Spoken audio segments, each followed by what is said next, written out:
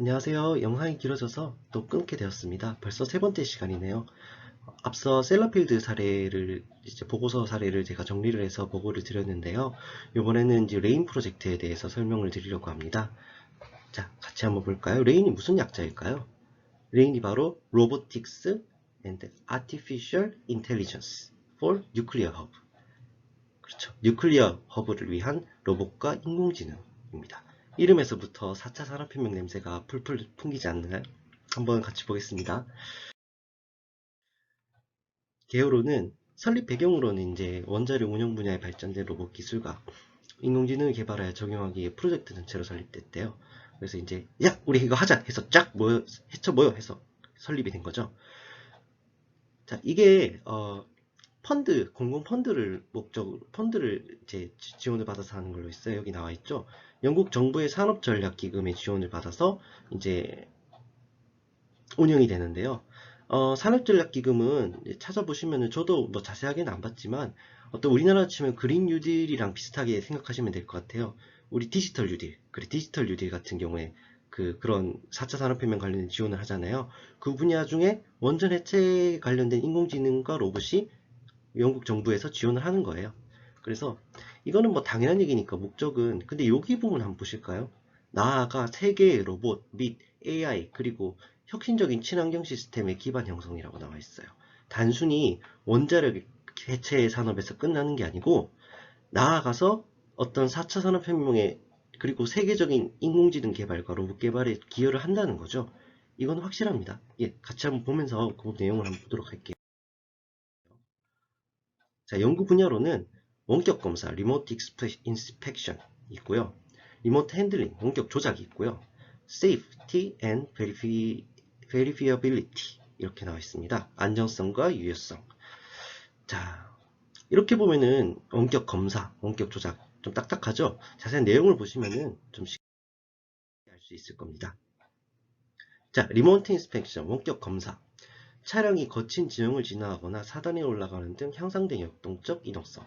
아까랑은 조금 다르죠? 아까 같은 경우에는 좁은 공간이나 좀 꾸불꾸불한 공간을 이동하는 데 그쳤다고 좁은 공간을 이제 통과하는 정도에 그쳤다면 이 리모트 인스펙션에서는 로봇들이 더 거친 지형도 오를 수 있게 돼요. 그래서 더 복잡하고 거칠고 험한 지형을 오르내릴 수 있는 그런 로봇을 개발하는 게 목표입니다. 결국에는 이것들이 다 로봇 기술이랑 접목이 돼 있겠죠. 그리고 마찬가지로 시야가 좋지 않은 환경에서 관성이나 라이다, 레이저를 반사시켜서 거리를 측정하는 거예요. 그리고 방사선 감지 등으로 로봇을 통한 환경을 인식을 한 걸로 되어 있습니다. 단순히 카메라로만 인식을 하는 게 아니고요. 여러 가지 기술들을 광학 기술들도 접목시킨다는 거죠. 그리고 마지막으로 중요한 거 사람과 함께 지도를 통해 상호작용을 할 수 있어야 돼요, 로봇이. 그러니까 인공지능이 들어가야 된다는 거죠. 자동으로 길을 찾는 알고리즘. 그렇죠. 어떻게 보면 내비게이션이기도 하죠. 근데 내비게이션은 정해진 데이터가 있는 반면 여기서 말하는 거는 데이터도 물론 있겠지만 그 데이터를 기반으로 스스로 학습을 해서 최적의 길을 찾아 나가는 게 또 그 레인 프로젝트의 목적이기도 합니다. 자, 리모트 익스펙션 계속 들어갈게요. 자, 여기서 뭐 이렇게 여러 가지가 나와 있는데 제일 중요한 건 이거예요. 제한된 전력에서 작동 가능한 최소 작동 로봇 시스템이라는 거예요. 한번 보내면은 충전을 다시 왔다 갔다 자주 만지고 이러면 좋지가 않잖아요. 불편하기도 불편하지만 피폭 위험도 있고 여러 가지 불편하기 때문에 제한된 전력 하에서 오래 쓸 수 있는 게 굉장히 중요하죠. 한번 쓰고 쭉 쓸 수 있게. 그래서 최소 작동 로봇 시스템 이것이 굉장히 중요합니다. 자, 리모트 핸들링입니다. 텔레로봇이라고 들어보셨는지 모르겠네요. 텔레로봇이 원래는 이제 업무를 원격으로 제어하기 위해 이용되는 로봇이에요. 그래서 뭐 예를 들면은 그 뭐가 있을까요? 예를 들자면은 이제 자동차가 있으면은 자동차가 이제 사람이 없는 무인 자동차라 생각을 하는 거예요. 그러면은 손짓을 이렇게 해주면은 우측으로 가고 이렇게 해주면 좌측으로 가고 이런 식으로 핸들을 자동으로 돌린다든지 이런 식으로 사람과의 소통이 돼야 되겠죠. 나와 로봇과의 소통이 돼야 되는 겁니다. 그래서 여기서 제스처를 활용한다고 나와 있어요. 가장 직관적이죠.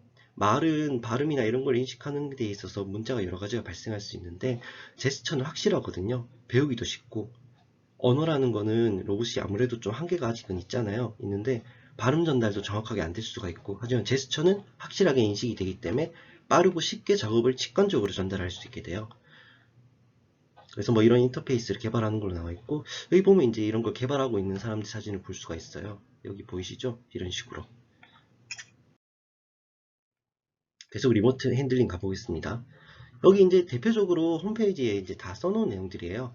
이와 같은 물질의 더미를 제거해라. 가장 높은 수준의 방사성 물질을 찾아서 알아서 처리해서 비구역에 보관해라 등의 추상적인 수준에서 작업을 소통할 수 있어야 돼요. 그러니까 단순한 소통만 되는 로봇이 아니고 스스로 생각하고 스스로 학습할 수 있는 그런 정도의 고도의 인공지능이 필요하다는 거죠. 그래야지 이제 사람과의 소통이 되고 작업의 효율이 증대되고 안정성도 보장이 되는 거예요. 온전 해체라는 게 특징이 그렇잖아요. 그리고 특히 로봇이 최근 끝마치 활동이나 업무를 사람이 읽을 수 있는 언어로 내추럴 랭귀지라고 나와 있는데 자연어죠. 그러니까 컴퓨터 언어로 막 정리를 해놓으면 코드 해놓으면 전공자들 아니면 알 수가 없잖아요. 그래서 모든 작업자들, 현장 작업자들도 다 알 수 있게 그렇게 할 수 있는 것이 레인 프로젝트의 목적입니다. 그리고 훈련 개발, 그렇죠. 훈련도 개발을 해야 되죠.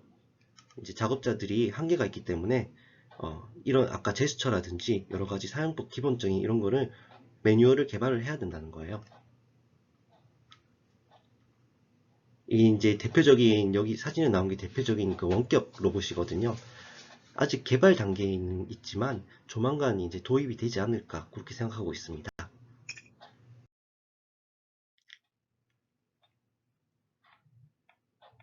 자, 요거는 앞서 보셨을 거예요.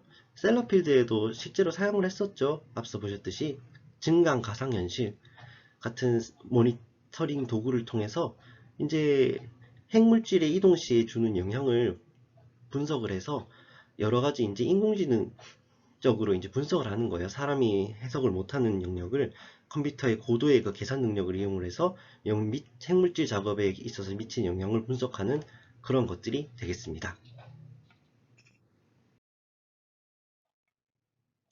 그리고 Safety and Verifiability가 있는데 안전성과 유효성인데요. 요거는 한 가지만 보시면 될 것 같아요. 뭐 자기들이 이제 이렇게 아까 그 두 기술들을 잘 고안을 하고 검증을 한다는 얘기고 마지막에 보면은 Robotics and Artificial Intelligence죠. 와 관련된 원자력 관련 규정 및 규제 연구.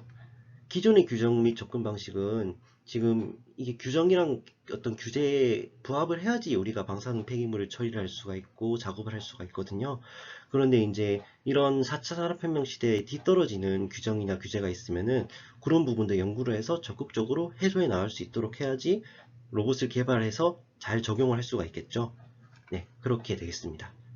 자, 벌써 시간이 많이 됐네요. 자, 네 번째 시간으로 가겠습니다. 감사합니다.